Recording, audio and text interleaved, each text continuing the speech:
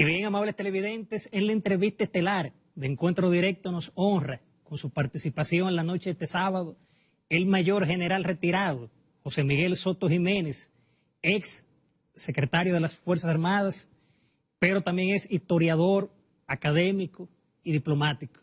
General, es un honor, bienvenido. Bueno, el honor es mío, déjame decirte que me siento muy complacido de estar en este espacio.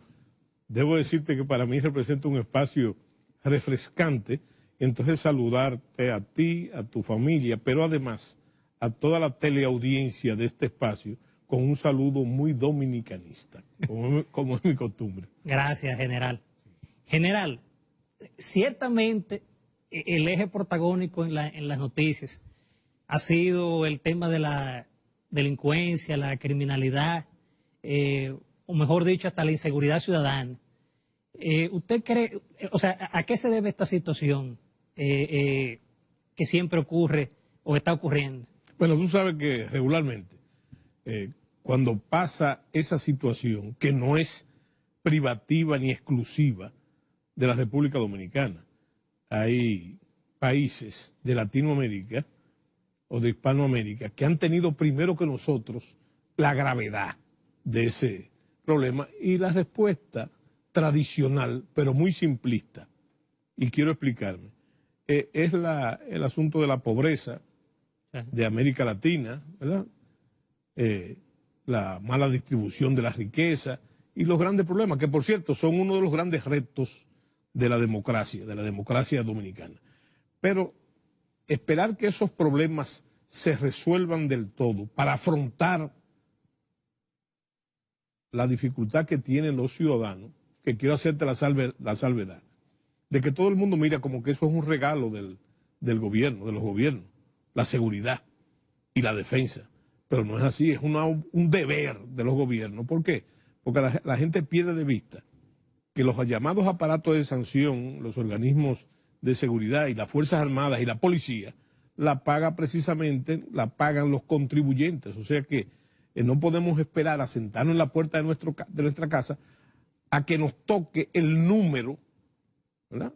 Que nos saquemos el número en la tómbola de esa calamidad, de que te asalten, de que algún familiar tuyo pierda la vida en un incidente de eso. Entonces, de ahí la gravedad de la situación, que no puede cifrarse únicamente en la consabida reforma policial. Yo creo que es una tarea conjunta de los gobiernos, porque, y en este caso precisamente, que yo tengo más de 30 años hablando del tema, y más que hablando del tema sin pretender ser un oráculo, simplemente del análisis de lo que yo por años ejercí y estudié, entonces, de lo que iba a pasar en este momento, que parece ser que se le ha ido a las autoridades el problema de la delincuencia de las manos. Yo te digo que no se puede cifrar solamente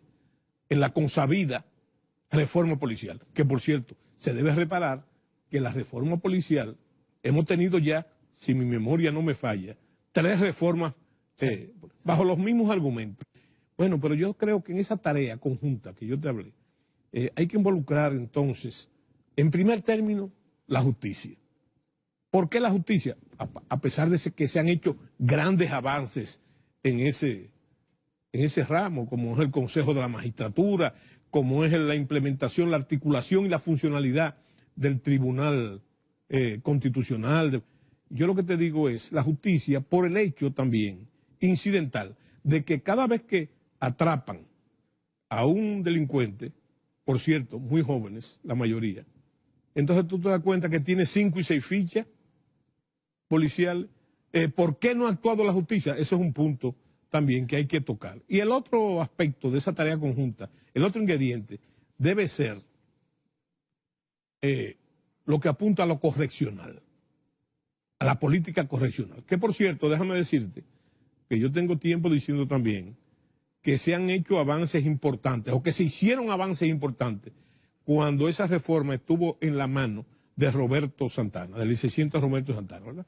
Que se modificaron muchísimas, y la cosa funcionaba como debe funcionar. Y el éxito y la aprobación de ese modelo no simplemente está en lo que diga la opinión pública. Hay que tomar en cuenta que ese modelo de Roberto Santana, creo que, no sé la cantidad de cárceles exactas o recintos penitenciarios que impactó eso, pero sí lo que yo estoy seguro de que se ha tomado como modelo e implementación en otros países de Centroamérica, por ejemplo, donde inclusive ese proyecto tiene el nombre mismo del licenciado Roberto Santana. Entonces, desde ese punto de vista, yo considero también, y te digo, estamos enfocando el aspecto correccional, es que yo considero que es una aberración dentro de ese sistema, abandonado, no sé por qué, y no vamos a entrar en esa polémica, lo que hizo Roberto, que todavía haya más de 10 o 15, no sé el número exacto, recintos penitenciarios bajo la mano del Ejército Nacional. Eso es una figura del siglo XIX, que después debió evolucionar hacia que lo tuviera la policía y después a lo que dice la ley, que la creación de una guardia correccional, de una guardia penitenciaria, sabiendo que ese modelo ya inclusive en los Estados Unidos está avanzando hacia lo que podemos llamar la privatización del aparato correccional. Entonces, ese es uno de los aspectos. Pero también debe, por cierto, que ya se hizo, pero se cayó ese proyecto de ley, creo que en los años, en el 2020, si mi memoria no me falla también, en la Cámara de Diputados se cayó el proyecto, de crear una ley de defensa y seguridad. Okay. Y tú inmediatamente piensas, pero otra ley. Bueno, yo no me estoy refiriendo a una ley virgen que no tenga su aplicación, como hay muchísimas leyes aquí efectivas, sino, ¿para qué una nueva ley? Que no es la ley orgánica de la Fuerza Armada, ni es la ley de la policía. Es para crear los niveles de coordinación que de manera fáctica han pasado siempre. Cuando la policía parece que se le va el asunto de la delincuencia de las manos, entonces se apela a las Fuerzas Armadas, ¿verdad? Acaba de pasar recientemente. Pero hay que establecer los niveles de esa coordinación. ¿Cuándo debe ocurrir eso? Y la gradualidad también.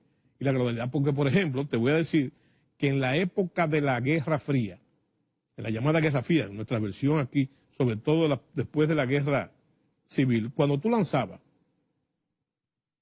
la guardia a la calle, ¿verdad?, con su vestimenta y su equipo de guerra, entonces tenía un efecto en la disuasión del delito.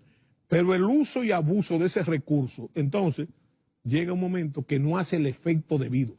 Hay que organizar, ¿verdad?, organizar con esa ley esos niveles. También otro problema que hay que resolver, que en papeles está resuelto a media con la disposición, no sé los niveles de implementación de la ley esta sobre el DNI, que se habló mucho, ¿verdad? Hay que organizar también todo el aparato, ¿verdad?, y la interrelación de las llamadas de agencias de inteligencia. ¿A qué me refiero? No solamente al DNI, sino que el DNI sea como un gran coordinador, creo que esa es la esencia de la ley, de los otros servicios, porque cada Fuerza Armada, incluyendo la policía, tiene su servicio de inteligencia. Ahora, general, tras la situación lamentable que fue la muerte del ministro Orlando Jorge Mérez, en el punto de vista de seguridad, su opinión al respecto, ¿usted cree que ha fallado en ese sentido,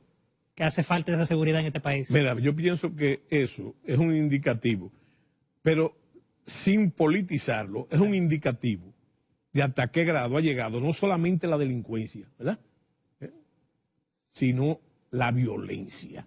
Y la violencia tiene un cauce cultural muy arraigado en los dominicanos, ¿verdad?, muy arraigado en los dominicanos. Pero resulta que hay un detalle, ¿verdad?, porque a mí no me gusta especular sobre lo que yo no conozco. Es aventurado eso, aunque esté de moda aventurarse a eso. ¿Tú sabes por qué?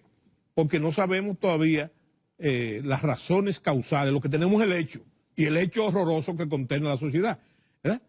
Que un ministro sea asesinado de esa manera, eso debe llamar a preocupación. Pero hay otro detalle que yo quiero llamarte la atención al respecto, y la atención al público en general. ¿Tú sabes cuál es? Que eso ocurre exactamente 1 o 2 días que antes el presidente de la República, ¿verdad?, por otros eventos delincuenciales y que apuntan a la seguridad, prácticamente se declaró firmemente diciendo que él no iba a permitir eso, ¿verdad?, y que el gobierno no lo iba a permitir, y fue más lejos, costara lo que costara. Entonces, en respuesta de eso, ocurren una serie de eventos como si la delincuencia hubiese aceptado el reto del presidente, ¿verdad? 3 o 4 eventos, y entre ellos, entonces, la gran fatalidad de ese hecho, que vuelvo y te repito, consternó la sociedad. Ahora, si tú te pones a ver las fallas técnicas en la seguridad, eso atañe no solamente a la pérdida del ministro de Medio Ambiente, sino que por generalización tú dices, bueno, ¿hasta qué grado es funcional la seguridad de las figuras públicas? Lo que en términos de doctrina técnica se habla de la seguridad de los VIP, que no necesariamente tienen que ser ministros, sino las figuras emblemáticas en la sociedad. ¿Hasta qué grado? Porque yo lo que sí te puedo asegurar, que esa seguridad a nivel general está dispuesta. Es más, eso es un problema. Eso es un problema. ¿Por qué? Porque el uso y abuso de que los funcionarios públicos y esas personalidades de la sociedad dominicana tengan seguridad militar produce un dislate que yo he llamado también la burocratización de las Fuerzas Armadas. Ahí yo creo que está el problema, porque dentro del imaginario de poder del pueblo dominicano, lo que se ha convertido eso, ¿verdad? Uno ya no se imagina un ministro, un funcionario público, a veces de tercera categoría, que no tenga esa protección militar. Ahora, lo que hay que tomar en cuenta, que simplemente el hecho de que haya un militar uniformado, con un fusil o con un arma de guerra en la mano, cuidando a un personaje de estos que estamos hablando, no quiere decir que esa seguridad esté plantada. ¿Tú sabes por qué? Porque también hay que saber, y los televidentes tienen que saber, que la protección de personas importantes y de funcionarios es una especificidad, es una especialidad. No por ser simplemente militares, por ser guardia o policía, esa seguridad está garantizada, sino que sea una especialidad. ¿Tú sabes quién cuida al presidente de los Estados Unidos? No son los militares, es el servicio secreto. Y tú sabías que el servicio secreto no tiene que ver nada con las Fuerzas Armadas norteamericanas. Pertenece inclusive, en el caso de los Estados Unidos, pertenece al Departamento del Tesoro, ¿verdad? Y son gente debidamente entrenadas en eso, ¿verdad? Entrenada en eso. Y las veces que ha fallado esa seguridad, que ha fallado en varios casos, en los casos de los magnicidios de los presidentes norteamericanos. Yo iba en ese sentido, general, básicamente con el tema haitiano, sí. Con esa, o sea, su opinión al respecto, ¿qué puede significar para el país esa inmigración, podríamos decir hasta ilegal de haitianos? Pero que ese es un país que justamente luego del magnicidio de su presidente Jovenel Moïse ha caído en un desastre total. Y vemos, aquí se ha luchado mucho con el tema de la frontera y eso. Es decir, su opinión al respecto sobre esto. No, los tratadistas, yo he hablado mucho sobre eso, y no desde ahora, hace mucho tiempo. Mira, los tratadistas, estoy hablando de los sociólogos, de los politólogos, cuando se refieren de alguna manera a Haití, hablan de que es un Estado fallido. Después yo mismo dije que no era un Estado fallido, sino un Estado fuñido. Ahora, ya no estamos en esa etapa, pero mucho antes de la muerte del presidente. Estamos en un proceso, ¿verdad?, no novedoso tampoco, en la misma historia haitiana, de la desaparición del Estado, ¿verdad? Y dentro de la desaparición del Estado también un gobierno, un Estado que no son la misma cosa, que han perdido el monopolio legal de la violencia, ¿verdad?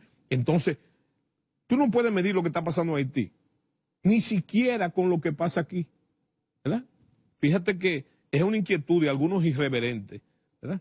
Que llaman al enojo y deben llamar al enojo de la ciudadanía. Las opiniones de ciertos políticos y funcionarios haitianos que dicen, bueno, ustedes ven que a raíz de la muerte del ministro Jorge Mera, no, ustedes ven que no solamente es aquí, ellos también tienen un problema. Bueno, ni siquiera se puede medir así, con esa medida, porque aquí hay un Estado que bien o mal es funcional y que tiene ya un tiempo, la democracia dominicana tiene un tiempo ya interesante, ¿verdad? Funcionando, ¿verdad? Entonces, no solamente desde el punto de vista electoral, sino en la creación y la implementación de las instituciones propias de la democracia. Entonces, en Haití esas instituciones, el monopolio legal de la violencia y otras no existen. Por lo tanto, es un Estado que ocurren cosas como lo que la gente ve en la prensa, y lo discutible, en cierta medida, porque yo he dicho muchas veces de forma irreverente también, yo he dicho que a mí no me importa lo que pase en Haití, a mí me importa lo que pase en la República Dominicana. Ahora, digno de estudio y de observación y de alerta de las autoridades dominicanas, incluyendo las Fuerzas Armadas, es darse cuenta cómo ese estado de desastre apocalíptico en Haití, por esa falta de control que tienen en sus instituciones, puede entonces influir en la seguridad y la defensa de la República Dominicana. Caso típico, las bandas. Sí. Las bandas, sí. General, con su permiso y el de los amables televidentes, nos vamos a una pausa comercial y en breve retornamos con la entrevista estelar de Encuentro Directo.